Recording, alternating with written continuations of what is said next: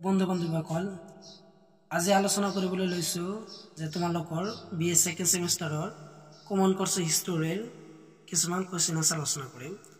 তোমালোকৰ সেকেন্ড সেমিষ্টাৰত যেটো হিষ্টৰী আছে তো হিষ্টৰীৰ তোমালোকৰ কিতাপৰ নামটো আছে ভাৰত বুৰঞ্জী 1206 খ্ৰীষ্টাব্দৰ পৰা 1757 খ্ৰীষ্টাব্দলৈ।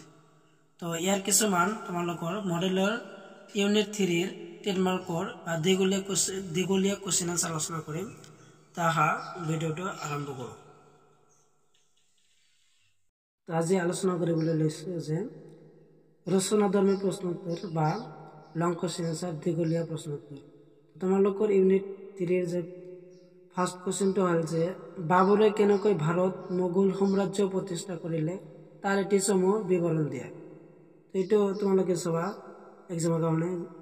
তো এৰ আনসাৰ দিয়েছে মোগল সাম্ৰাজ্য প্ৰতিষ্ঠা মোহাম্মদ বাবৰ জন্ম হয় 1883 খ্ৰীষ্টাব্দ 14 ফেব্ৰুৱাৰী। মাকৰ ফালৰ পৰা তেওঁ চেঙ্গিজ খা আৰু পিতাকৰ ফালৰ পৰা তাইমুৰ বংশধৰ আছিল।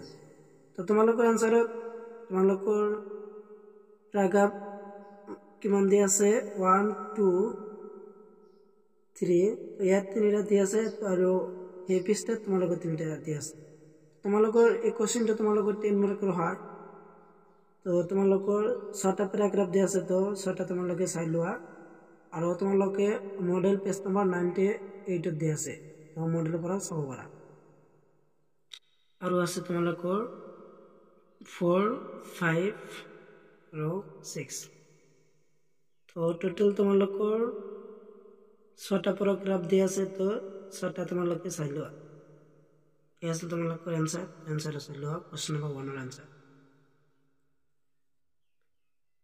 আৰু তাৰপিছত আছে যে কোৱেশ্চন নম্বৰ 2 টো হল যে কোৱেশ্চনটো হল যে বাবৰে মোগল ৰাজত্ব সুদৃঢ় কৰিবলৈ কি ব্যৱস্থা লৈছিল। তো এৰ আনসাৰটো চাবা। তো এই কোৱেশ্চনটো তোমালোকৰ এক্সামৰ কাৰণে অতি ইম্পৰ্টেন্ট হয়, এটা চাব পাৰা। পেজ নম্বৰ 99 দিয়া আছে।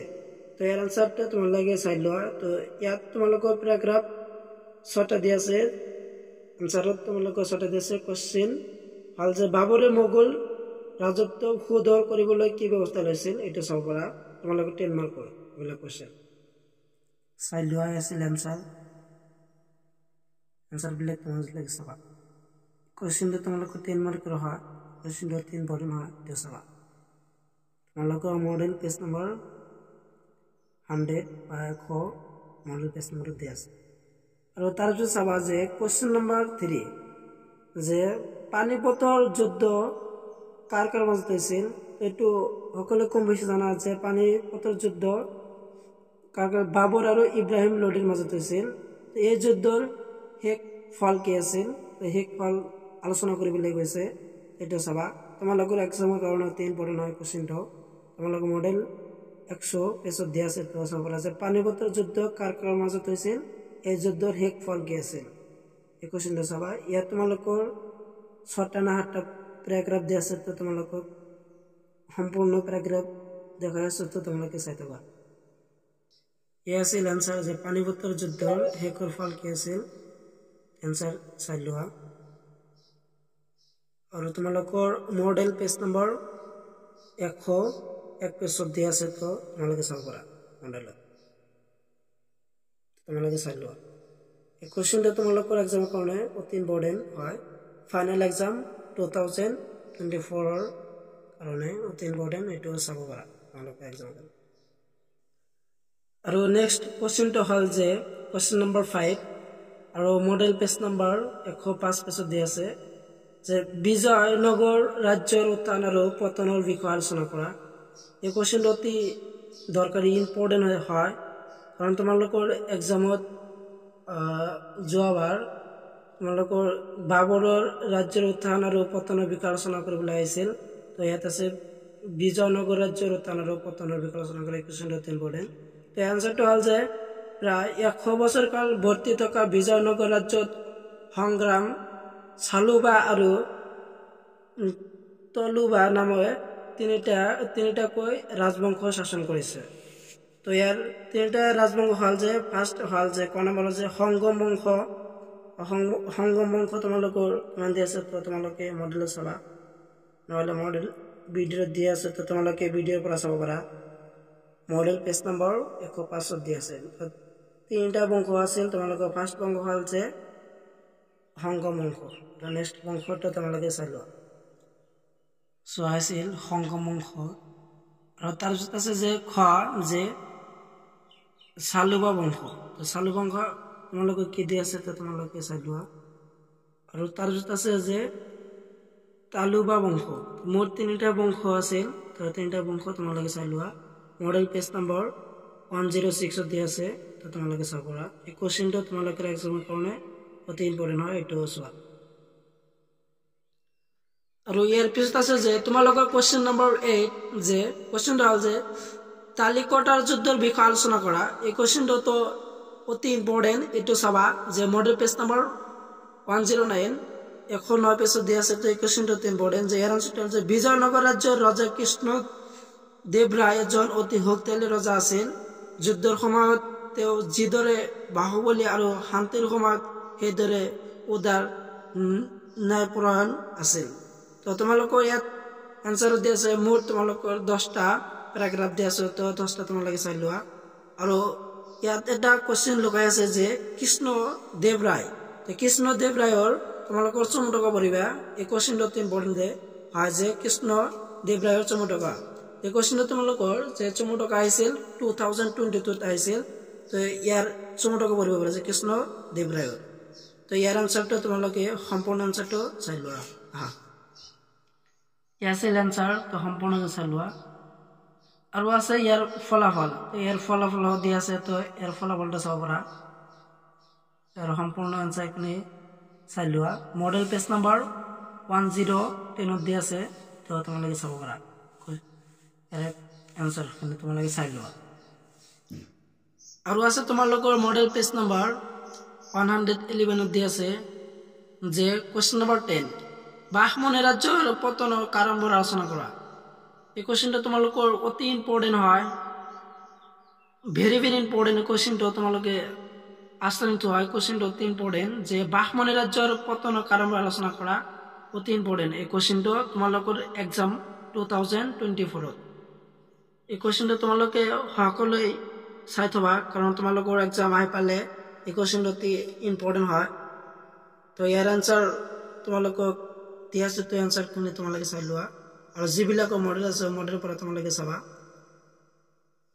ইয়াৰ সম্পূৰ্ণ আনসাৰখিনি তোমালোকে চোৱা ইয়াৰ তোমালোকৰ সম্পূৰ্ণ আনসাৰ তো আনসাৰখিনি তোমালোকে চাই লোৱা আনসাৰটো দি আছে তো আছে তোমালোকৰ কোশ্চেন নম্বৰ 13 যে কোশ্চেনটো হ'ল যে বাহমনি ৰাজ্যৰ উত্থান পতনৰ বিষয়ে চমুকৈ আলোচনা কৰা এই কোশ্চেনটো তোমালোকৰ ফাইনেল এক্সাম 2022 আহিছিল এই কোশ্চেনটো তোমালোকৰ 2004 ৰ কাৰণে অতি ইম্পৰ্টেন্ট হয় 2024 ৰ কাৰণে এক্সামৰ কাৰণে অতি ইম্পৰ্টেন্ট হয় এটো চাব পাৰা আৰু ইয়াৰ আগত যেটো মই কোশ্চেন আলোচনা কৰিলো যে বাহমনিৰ পতন এই কোশ্চেন অতি ইম্পৰ্টেন্ট ওটো ভালকৈ পঢ়িবা কাৰণ এই কোশ্চেনটো তোমালোকৰ এক্সামত আহা নাই আৰু বাহমনি ৰাজ্যৰ উত্থানৰ বিষয়ে চমুকৈ 2024 আহিছিল তো এটো চাব পাৰা তো অতি ইম্পৰ্টেন্ট হয় মই যিবিলাক তোমালোকক কোশ্চেন দিলো গোটেইখিনি ইম্পৰ্টেন্ট তো তোমালোকে মডেল পৰা চাই পঢ়িবা আৰু যিবিলাক মডেল নাই তো তোমালোকে ভিডিও পৰা চাব পাৰা নহলে স্ক্ৰিনশ্বট মাৰি বহিত লিখি ল'ব পাৰা তো মই তোমালোকৰ টোটাল 10টা মান কোশ্চেন দিছো তো ইয়াৰ পৰা তোমালোকে দুটা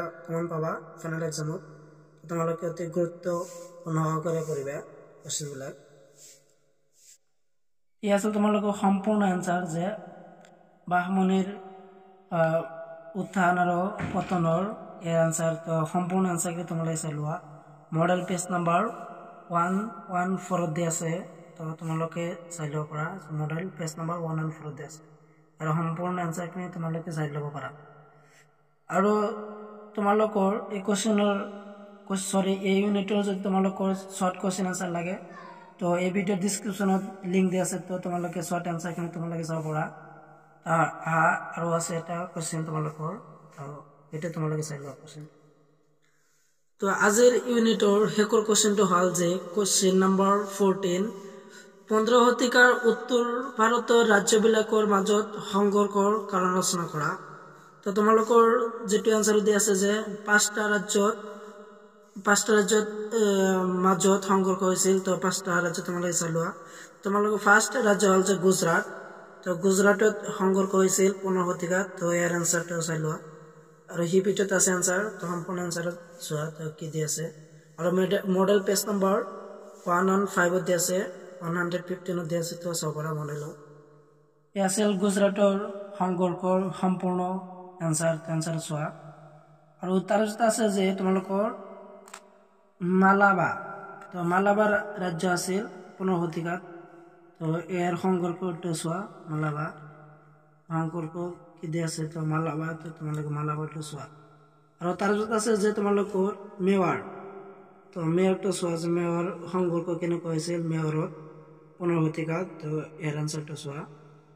মডেল পেজ নম্বৰ 116 দি আছে। তো চাবৰা আছিল মালাবাৰ সম্পূৰ্ণ এনচাৰখিনি সংঘৰ্ষ 15 শতিকাত হৈছিল। তো এইটো চোৱা।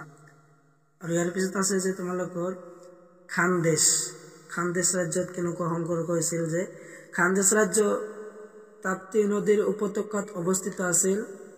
ফাৰুকী নামৰ এজন ৰজাই 1308 খ্ৰীষ্টাব্দত স্বাধীন খানদেশ ৰাজ্য প্ৰতিষ্ঠা কৰে। এই ৰাজ্য প্ৰায় 200 বছৰ স্বাধীন হৈ আছিল। আৰু তাৰপিছত আছে জোনপুৰ, আৰু তাৰপিছত আছে কাশ্মীৰ। শেষত আছে তোমালোকৰ কাশ্মীৰ। তো এই আছে তোমালোকৰ টোটেল 5টা ৰাজ্যত সংঘৰ্ষ হৈছিল 15 শতিকাত। তো সম্পূৰ্ণ এনচাৰটো চোৱা। তো আজিৰ ভিডিঅ' এইখিনি আছিল। তো তোমালোকৰ ভিডিঅ'টি যদি ভাল লাগে তোমালোকৰ বন্ধু বান্ধৱীৰ লগত বেছি শ্বেয়াৰ কৰিবা। কাৰণ এটা শ্বেয়াৰৰ কাৰণে তোমালোকৰ বন্ধু বান্ধৱীৰ সহায় হ'ব। তো তোমালোকৰ বন্ধু বান্ধৱীক শ্বেয়াৰ কৰিবা। আৰু এনেকুৱা ভিডিঅ' পোৱাৰ কাৰণে মোৰ চেনেলটো ছাবস্ক্ৰাইব কৰিবা আৰু পাছৰ বেল আইকন অন কৰিবা।